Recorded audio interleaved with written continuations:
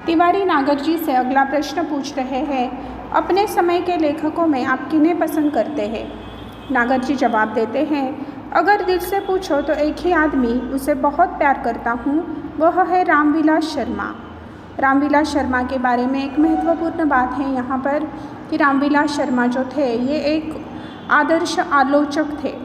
प्रभात कुमार मुखोपाध्याय का संग्रह देशी और विलायती अगर मिल जाए तो फिर पढ़ना चाहूँगा।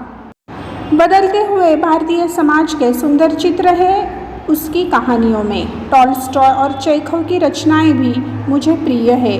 कक्षा 9वीं में आपको याद होगा कि एक पाठ है जूलिया, और उस पाठ में एक मालिक है, वह जूलिया यह उस मालिक की नौकरानी है और वह किस प्रकार इस जूलिया की तनख्वाह काटता है।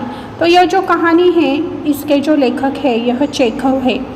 तो इस प्रकार तिवारी जी अगला प्रश्न पूछ रहे हैं, आपने तो पत्रों का भी बहुत संकलन किया है। संकलन करना यानी कलेक्शन करना, जमा करना।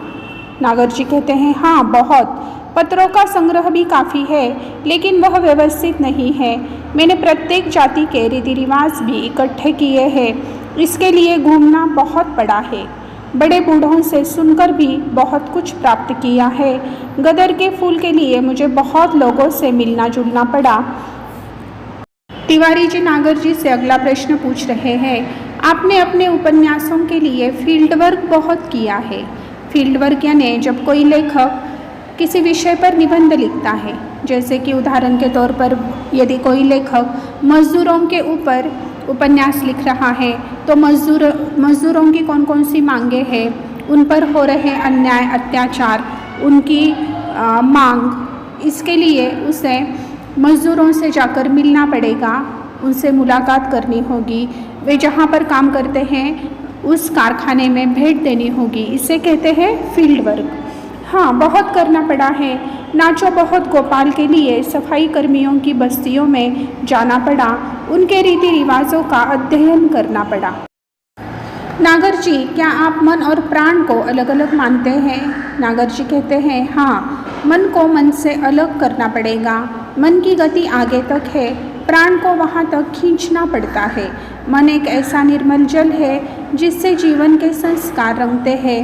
मन प्राण से ही सधता है। हमारा मन कभी कभी बहुत सी बातें करना चाहता है।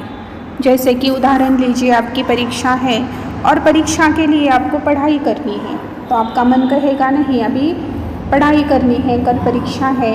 लेकिन आपके घर में सारे लोग गप्पे लड़ा रहे हैं, टीवी देख रहे हैं, आपके दोस्त आपको खेलने के लिए बुला रहे हैं, तो आपका मन पढ़ाई करना चाहते हुए भी आप क्या करोगे, पढ़ाई छोड़कर आप खेलने जाओगे, गप्पे लड़ाओगे या टीवी देखोगे।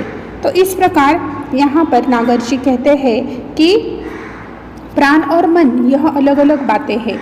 मन की गति आगे तक है, मन आगे का भी सोचता है, लेकिन हमारे जो प्राण हैं उन प्राणों को हमें मन तक खींचना पड़ता है, तभी हमारी मन की बातें, हमारे इरादे हम पूरे कर सकते हैं।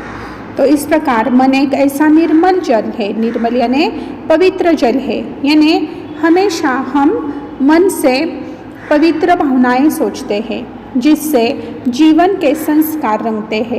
इस प्रकार जो संस्कार होते हैं वह हमारे मन पर किए जाते हैं, जिसके कारण हम जीवन भर उन संस्कारों को भूलते नहीं हैं।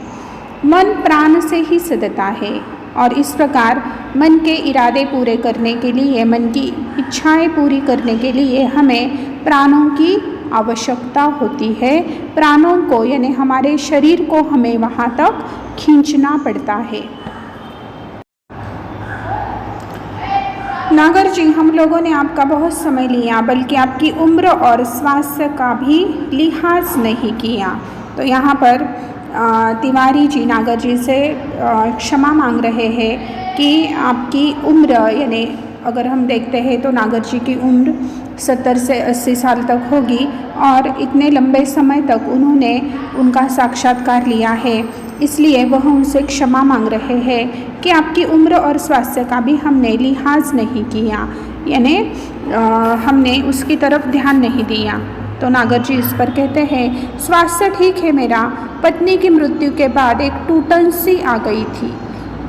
यानी नागर जी की पत्नी गुजर जाने के बाद उन्हें एक टूटन सी आ गई थी, यानी एक खालीपन जो है वह महसूस होने लगा था।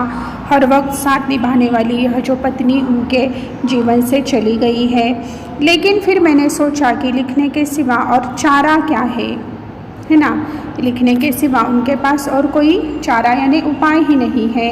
तुम लोग यह मनाओ कि जब तक जिंदा रहूं लिखता रहूं।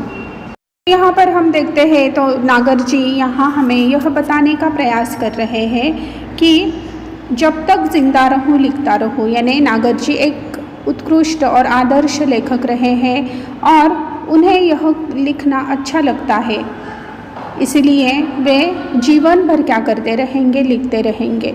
यदि हमने देखा तो हर एक व्यक्ति की कुछ न कुछ अभिलाषा होती है, कुछ न कुछ इच्छा होती है और वह व्यक्ति उसी इच्छा के अनुसार अपने जीवन में आगे बढ़ता है। उदाहरण के तौर पर यदि हम देखते हैं, यदि कोई समाज सेवक होगा तो उसकी अभिलाषा यानी उसकी इच्छा हमेशा यह रहेगी कि वह हमेशा लोगों की मदद करे, लोगों को हमेशा वह उनकी प्रगति करे। इसके बाद अगर हम देखेंगे कि एक डॉक्टर होगा तो वह डॉक्टर हमेशा यही सोचेगा कि उसके मरीज़ जल्दी से जल्दी ठीक हो जाए और हमेशा वह उनके बारे में ही सोचता रहेगा। अगर हम एक आदर्श शिक्षक देखेंगे तो एक शिक्षक की इच्छा यही होगी कि उसके बच्चे उन्हें वह नया ज्ञान दे सके और उसके बच्चे पढ़ लिख कर एक आदर्श इंसान बने। उसी प्रकार अगर एक खिलाड़ी हम देखते हैं तो अगर एक खिलाड़ी की इच्छा आप उसे पूछोगे तो वह यही कहेगा कि हर एक खेल में वह बेहतरीन खेलना चाहता है। तो इस प्रकार हर एक व्यक्ति की जो इच्छा है वही वह अपने जीवन में क्या करेगा, पूरी करेगा और अपना जीवन सार्थक करेगा।